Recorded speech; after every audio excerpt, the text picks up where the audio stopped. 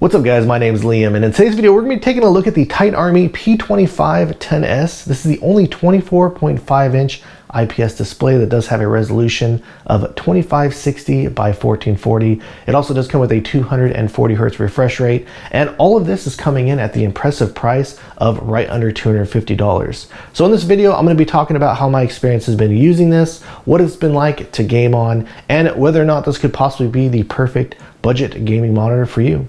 So let's check it out.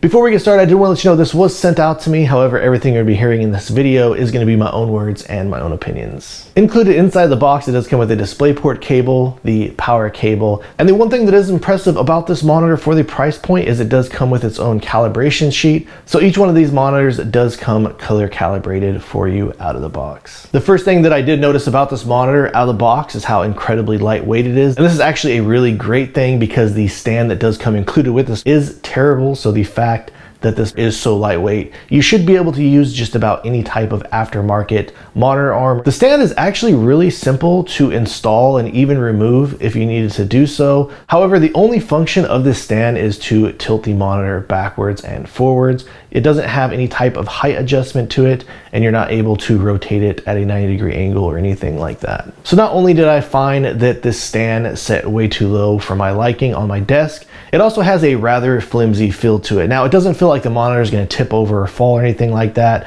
but if you're to barely bump your desk or move it, you're going to notice some wobbling. Over on the back, you're going to conveniently find the power adapter, 2 ports for HDMI 2.0, 2 1.4 display ports, and then also this does have an audio jack in the back. I also feel like they've done a really solid job just with the general aesthetic of this monitor in my opinion. The bezels on the top and on the sides are very thin, and it does have a little bit of a thicker bezel down here at the bottom where you can see their branding down here in the bottom middle. This has an impressive 120 ppi, and the image on here, once you're using the 2560 by 1440 resolution, it does look really sharp. For an IPS display, these colors, they do look pretty saturated, and the blacks even look like they're pretty deep compared to my Asus monitors where they almost seemed like they were a little bit washed. The one area of complaint that I do have with this display is the brightness. Now, just to be clear, if you're going to be in a darker room, I do feel like the darkness on this is fine. Even if it's well lit room and you're gaming on it, I think that it will probably work sufficiently enough.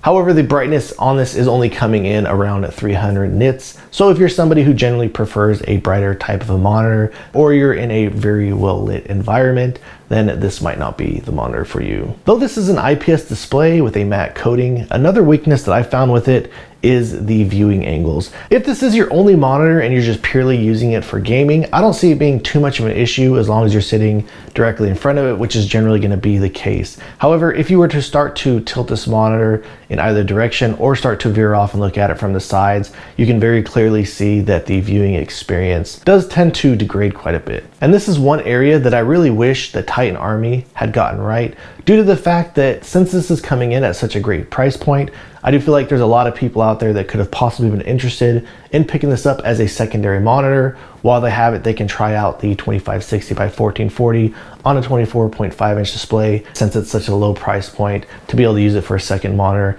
would have been a benefit, and it does make it a little bit less appealing in that aspect. I was expecting the backlight bleed to be much worse than it is, and it really was not that bad. You do notice a little bit coming from the corners, but the entire time that I've been using this monitor, I didn't feel like it was too terrible, and I never noticed any major areas of concern where I noticed it bothering me too bad. Now, do keep in mind this factor can vary depending on the monitor that you do have in your hands, but the fact that you can easily pick this up on Amazon and be backed up by their really great return policy is just another thing that makes this monitor really appealing. As for its greatest selling point, which is the 1440 resolution, definitely does give you a sharper image. I'm going to show you guys some macro shots here up close comparing 1080 to 1440 on this display. Definitely further away or smaller types of objects, especially when this text becomes much more sharp and clear to see as you're gaming on this. And though playing at 1440p might not be for everybody, this has definitely piqued my interest, and I'd even be really curious to check out if they were to come out with an OLED 24.5 inch 1440 display in the future, as this does give it a much more crisp image, having a higher PPI over a 27 inch monitor. But it is clear to me, no pun intended, that 1440 is an option they should start bringing to all 24.5-inch monitors moving forward. The motion clarity on this has been surprisingly good, and I will show you my settings on how to adjust the overdrive settings, but for an IPS display, really impressive stuff. Not going to necessarily be at the level of an OLED display. However, for what you are getting here, I haven't noticed any major ghosting or real noticeable issues. The bottom of the monitor has these 5 buttons. The button all the way over here to the right is the power button to power it on or off, and then to access the menu settings. This button all the way over here at the left is how you select and open the menu and select each one of the options. Then you have a separate button to go down, a separate button to go up, and a separate button to go back. And even after using this monitor for about a month now, still these settings, they're still confusing to me and they give me a headache every time that I have to come in here and fine tune something. 2 settings you want to make sure that you'll have enabled when using this monitor is, first off, under the Game Plus tab, you're going to go under the picture enhancement settings. Down here, you're going to see a game rush mode. Do make sure you have that enabled to ensure you're getting the 1 millisecond response time for this display. And also, to get the best motion clarity out of this, you're also going to want to be under these same menus, but come over here to this dynamic overdrive setting. You can come around and fine tune these or play around with them as you're gaming on the monitor. If you are at 240 Hertz and getting around 240 frames per second or more, I found that for my preference, I do like using this level 2 setting. If you're getting less frames, like around 120 or 60, playing AAA titles with heavy graphics, probably a better option to leave this off. But again, come in here and mess around with these overdrive settings to find out which one of these options works best for you. It also does work with FreeSync and G-Sync if you do enable this adaptive sync setting in the menu options, though this is something that I don't use myself personally. And then finally, this also does have a game crosshair as well. You're able to come in and adjust this to different settings or even change the color of it, which is a really cool feature. The one unfortunate thing about this is I wish that there was some type of a quick option somewhere on this monitor where you can come and toggle this on or off, because each time that you did decide to change this, you have to come through all these menu settings in order to just constantly turn it on or off as you're using it and when you don't need it anymore. All right guys, so that about wraps things up on the P2510s from Titan Army. The performance of this monitor, the motion clarity, the way that it looks in game, and the way that it is just a game on in general, it feels really solid, and I honestly wasn't expecting it